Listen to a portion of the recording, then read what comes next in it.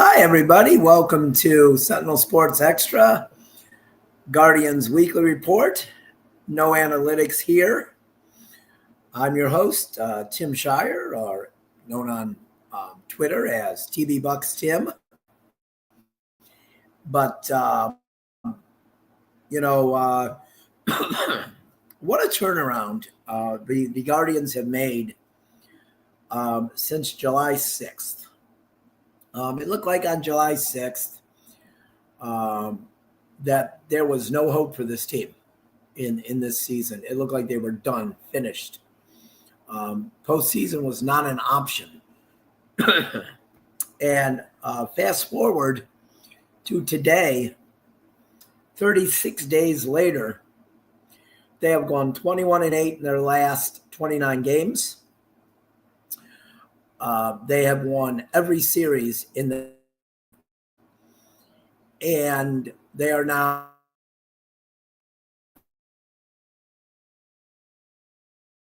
behind the hated New York Yankees, who are in a free fall.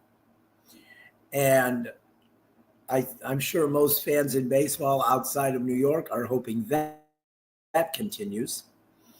But I'm not going to sit here and talk crap about the Yankees. I'm not going to be like their fan base. But, the Guardians have been playing so well. It was so fun to watch them go to New York and sweep the Mets. I will say this about Mets fans. They are so much classier than Yankees fans, which is crazy. It's the same city. But they are so much more classy than Yankees fans. They sweep the series. The final game of the series, a day game, Gavin Williams has a no-hitter for 8 1/3. And then he gives up a home run to possibly, I don't think possibly. I think it's pretty much at this point a given. He gives up a home run to probably the biggest a-hole currently in Major League Baseball, Juan Soto, who doesn't respect the game at all. And he gives up a home run to him, and that ends the shutout and the no-hitter. But when Gavin Williams leaves the game, the crowd at Citi Field gives Gavin Williams a standing ovation. As a person who loves baseball and respects the game, I got emotional watching that because that's beautiful, because that's what it should be.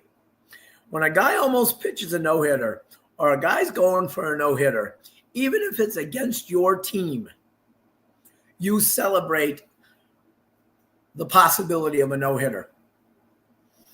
And yes, the Mets like to win. Yes, every team and their fan base wants to win.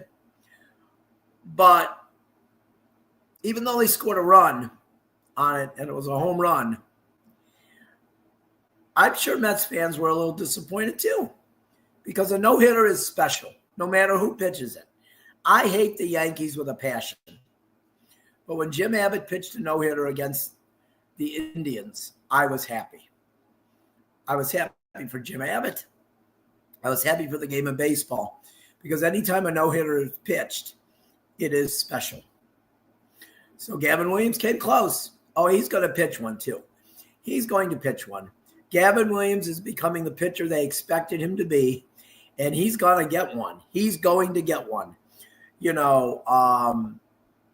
So it's just a stepping stone for him.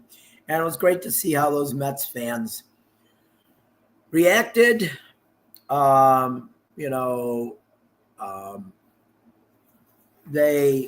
Guardians went in there and swept them. They outscored them 17-9 in the series, +8 in the run column, which is great. They've cut that down to 19. They've cut that down to 19. And which is crazy, because It was really high up there at one point. I think it was in the 60s at one point. And they've cut it down to 19, minus 19. But let's go over that. They're 61-56, 6 games behind the Tigers. They've cut that by 9.5. Half game behind the Yankees, as we said, for the third wild card. They're 8-2 in their last 10. I said here last week they'd take 2 out of 3 in New York and win 1 in Chicago, because I just felt like Chicago was hot and the Guardians were ripe to, almost get jumped by them and lose 2 out of 3, but they didn't. They swept the Mets, and then they took 2 out of 3 from the White Sox, so they went 5-1 for the week. So my 3-3 was way off. But I want to mention this too. I didn't mention that. I didn't have it on my notes, but I want to mention over the weekend, Jen Powell made her major league debut as an umpire. She umped for first base, and then she umped third base. And then yesterday, she was behind the plate. And she is a pitcher's ump from what everything I've heard. And I knew this because years ago, Jen Powell, when she was getting started and she was in the Midwest League, she did some games quite a few games at Lake Erie or Lake County Classic Park over, I think, more than a couple seasons. She was in the Midwest League at least 2 years, I would think. And I got a chance to talk to her. And what I came away with was she was a really nice person. And I've talked to a lot of umps that were terrible umps, but they were nice people. But she was a good ump and a really nice person. And what I came away with too was she cares about the game. The integrity of baseball matters to her. So the fact that she got to go to Atlanta, a place that has broke barriers before, right? Hank Aaron broke Babe Ruth's home run record in Atlanta. And so we got Jen Powell goes to Atlanta and becomes the first female ump. So obviously Atlanta's the place to be, if you're going to break a barrier. And she did it this weekend. And I'm so happy for her. And I just hope that, I hope she does some Guardians games at some point. I know she's on the call-up list, so she's not in the regular rotation. She'll probably go back to the minor leagues now, but who knows? Maybe she'll get called up again very quick. Hopefully she does some Guardians games. And Guardians fans can experience that she is a very good ump. So I'm really happy for her. And happy for women and little girls. There's little girls out there that might want to be a major league ump. There's no doubt there is. And now they've seen it. They've seen it happen. They've seen it happen in real time. So there's no stopping them now. And if they're good, I don't care if they're a guy or a woman. I just want a good ump, and she's a good ump. So let's move back. Let's move on. We've got the Marlins coming up starting tomorrow. Sorry about that. The Marlins starting tomorrow. The Marlins have been playing well lately. Last 10 games, they're 4-6, but they have definitely been playing better. They're 11.5 games out of first place in the National League East. They're 6 games out of a wild card spot. They're a minus 60 in run differential. So those things, they're not good. No, they're not as good as the Guardians, but you never know what can happen in baseball. They could come in and sweep the Guardians. They swept the Yankees a couple weeks ago at Yankee Stadium. So you got to be ready for this team. But they are 4-6 in their last 10. They've lost 3 straight. They're 57-61. So they're getting close to that 500 mark. So it's not like they're a god-awful team. They're once again in a rebuild, which they seem to do pretty much every year. But the games will be Tuesday at 6:40, Wednesday at 6:40, and Thursday at 6:40. They're all the same time. I don't like the 6:40 starts. I like 7:10, but I don't make the schedule. And then the Braves come to town for next weekend, Friday, Saturday, Sunday. The Braves are really struggling this year, but they're a team you got to be careful about too, because they have a ton of talent on that team. They've had some injuries. Yes, they have. Their pitching staff is decimated. They've had some other injuries too, but they're still a dangerous team. They're 51-67. They're 17 and a half games out of the first place in the NL East. 12 games out of a wild card. So there's probably not going to be playoffs for Atlanta this year.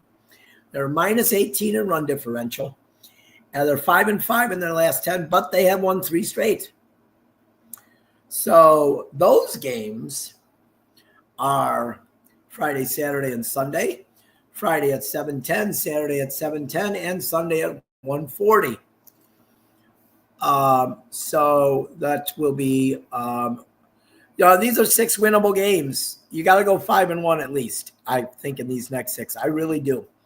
5-1. I don't think 4-2 is good enough. I think 5-1 has to be something that they have to shoot for. Of course, game by game, we know that. And I have to give credit to Stephen Vogt. He hasn't been doing the platooning as much lately. And look what's happened. They've been winning, and Manzardo has come alive. He's got 20 home runs now. He had 2 yesterday. It's the second time he did that this year.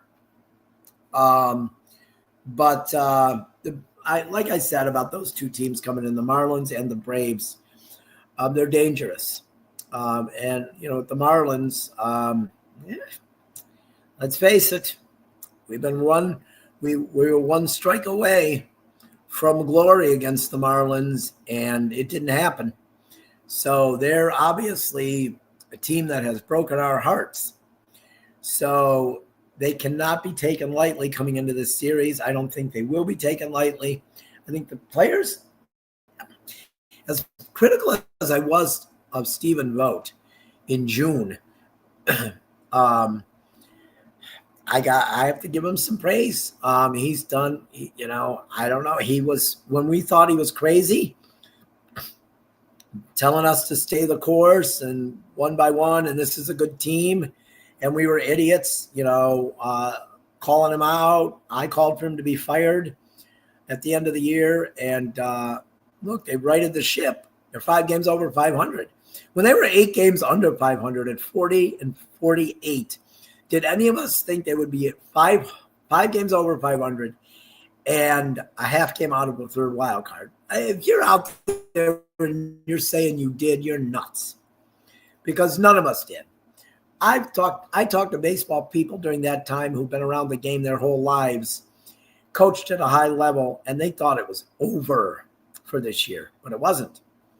So we have to give Stephen Vogt, Carl Willis, Sandy Alomar Jr., Rugnas Odor. We have to give them all credit. Yeah, I left the other guy out. I'm not going to mention him. I don't give him credit for anything. But they and the front office too. The front office, having to deal with this Emmanuel Clase thing. That was terrible. That was terrible. That was such a terrible day. It felt so bad. Obviously, it's not comparable with this, but I hadn't felt that bad. Honestly, I hadn't felt that bad. Being a Indians/Guardians fan since the terrible day of the boat tragedy. That was a horrible thing. And it still hurts to think about it now.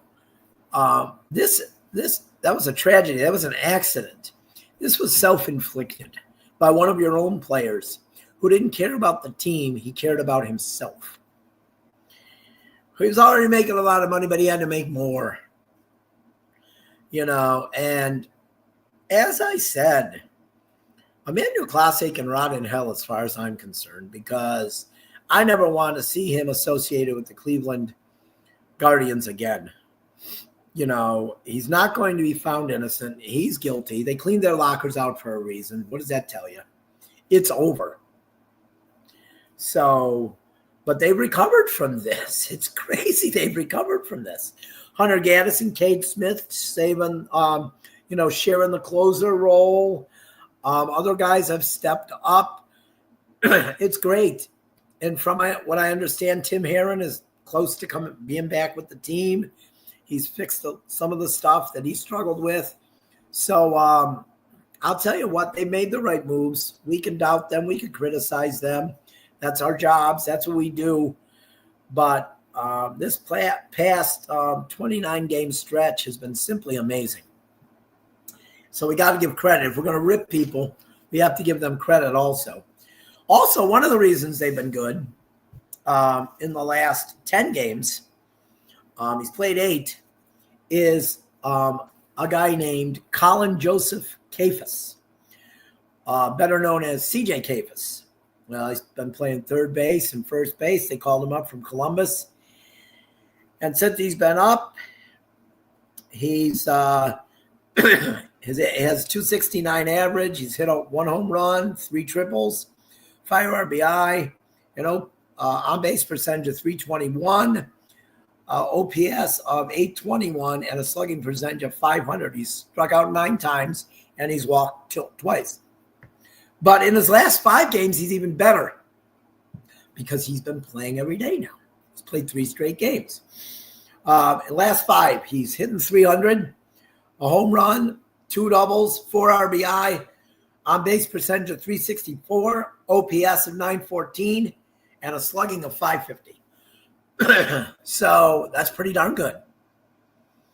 I know it's a 5-game stretch, and I'm not a small sample person, but his confidence up there is incredible, and I'm not going to doubt this kid. I think this kid is going to be good long term. I think this is a kid that next year, because you know how it is in sports and how fans like to put stuff on social media, this is going to be a kid that Guardians fans are saying, pay the kid, extend him. I think he's good. I think he's really good. But they've been playing him. He's been up for 10 games. And he's played 8. That's it. That's the key. Play the guys. The platooning has stopped a little bit. Nolan Jones' vote has seen less action lately. So that's good. That's always good. When he's not in the lineup, it's good. Because, as I've said every show of this year, they should not have made that trade. But, I think that Kafus, he seems to be, through 8 games played, different. A guy who can succeed. A guy who is going to be a good major leaguer. Is he going to go through slumps? Well, of course he is. And the people who like to talk on social media and judge players by 1 or 2 game stretches, they need to shut up when he struggles, because he's going to struggle a little bit. And not say after 1 or 2 bad games, send him to Columbus. No, you have to fight through the struggles. Although if he were to go back to Columbus at some point, that wouldn't be the worst. Jose Ramirez went down twice. And he's turned out okay, I think. So let's just, let's enjoy what's going on right now. It's amazing. This last month has been great. June was a struggle to watch this team, right? It was terrible. It was really bad baseball. It was hard to hear Stephen Vogt tell us things will be okay after games. But he was right. So let's enjoy the good times. As much as we go into misery mode when things don't go well, let's enjoy that it's going well right now. And hopefully it will continue to go well. But with that being said, talking about misery, another miserable season began on Friday with the preseason for the worst franchise in sports, the Cleveland Browns. And all the hype about Shedeur Sanders. I have nothing against Shedeur Sanders. Absolutely nothing. I really don't have anything against any of the players on the current roster except Deshaun Watson. And, well, I don't think they haven't signed him yet, so he's not on the roster. But I don't have anything against players. I don't have anything against coaches on this team. I don't have anything against their general manager, Andrew Berry. Jimmy Haslam is a snake in the grass. He's a scumbag. He's a scumbag. But for some reason, the Cleveland media felt like it was more important to talk about a Browns exhibition game. Lead off every newscast on Friday and talk about the Browns exhibition game and ignore the Guardians, who are fighting for a wild card spot. Ignore the team who's consistently good every year, has a chance to make the playoffs every year. And the disaster down the street, who won't be down the street long, who's abandoning the city to move to a suburb. The Browns, they fawn over them. Don't give me this, it's a Brownstown crap.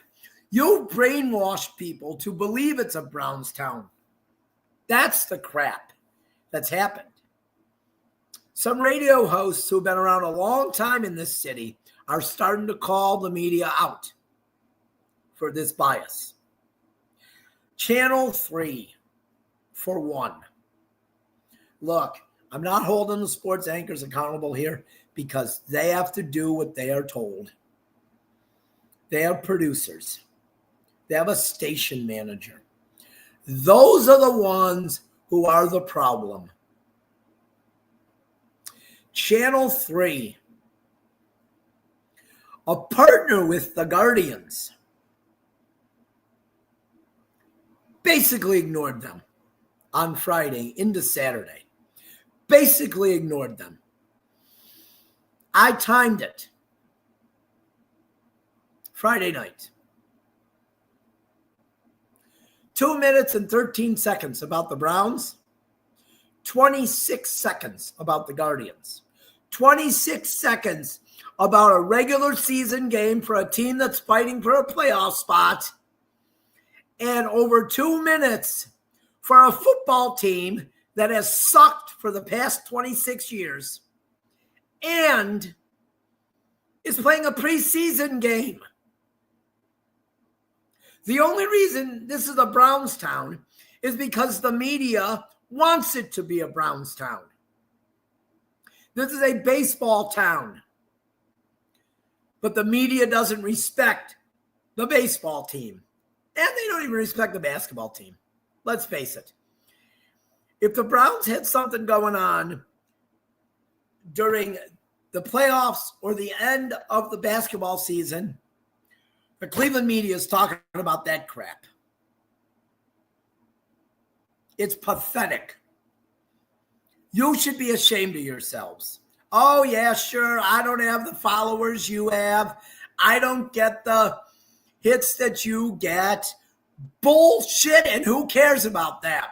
I tell the truth that you people are pathetic and need to care about the teams that win more than the disgustingly bad piece of crap team who's abandoning the city that you will defend no matter what.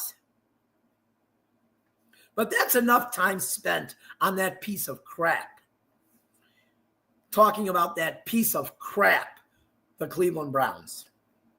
They're a piece of crap. They don't deserve it. And I'm done talking about them. I gave them almost 5 minutes. That's way too much. Way too much. So We have the 6 games coming up this week against the Marlins and then the Braves. I said they need to go 5-1, but I'm going to predict 4-2. That's going to be my prediction. Hey, but don't worry, I'm wrong most weeks. I think my predictions have been right like 3 times this whole year, and we're in like week 19 of the season. So I'm going to say 4-2. But they need to go 5-1. So as we close the show here, let's hope we get together next week. They're 61-56. Let's hope we get together next week and they're 66-57. That's the record they had when the strike happened in 1994. So let's hope that they are they go 5-1 this week, like last week. If they do that, they're going to get the wild card. They're going to take over the wild card spot from the Yankees.